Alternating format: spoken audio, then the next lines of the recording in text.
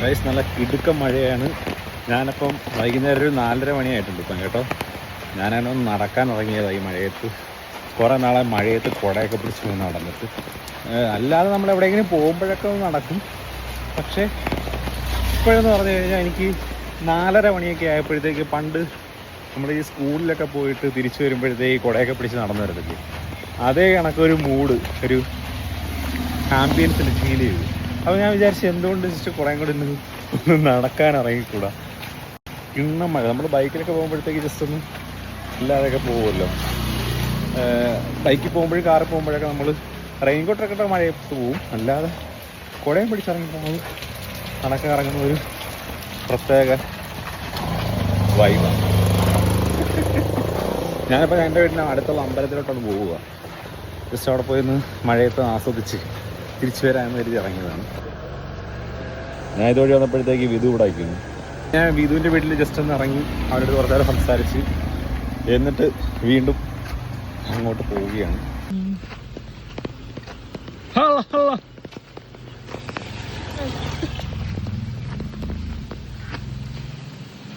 ഇതാണ് നമ്മുടെ വീട്ടിനടുത്തുള്ള അമ്പലം.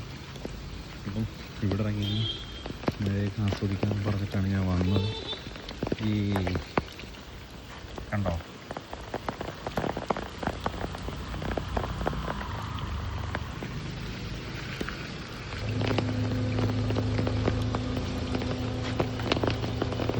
ഞാൻ വരണോ? പോട്ട് വാ, ഇവിടെ വരെ തിരുമുഖി പോയില്ലേ, പോട്ട് വാ ഗൈസ്. അങ്ങനെ വിധു അങ്ങനെ അമ്പലത്തിൻ്റെ അവിടെ വന്നപ്പോഴത്തേക്ക് എന്നെ വിളിച്ചു, ജസ്റ്റ് ആദിച്ച നല്ലൊരു വരെ ഒന്ന് പോകുന്നു പറഞ്ഞു. അങ്ങനെ അവനോട്ട് ജസ്റ്റ് ഒന്ന് ആദിച്ചല്ലൊരു പോകാം. അപ്പം അങ്ങനെ വിധുവായിട്ട് ജസ്റ്റ് ഒന്ന് കറങ്ങിയിട്ട് ഞാൻ വീണ്ടും അമ്പലത്തിൻ്റെ അവിടെ എത്തി.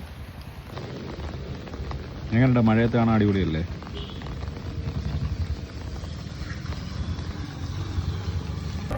ഞാനങ്ങനെ ഇവിടെ നിൽക്കാൻ നേരത്ത് അഖില് വന്നു.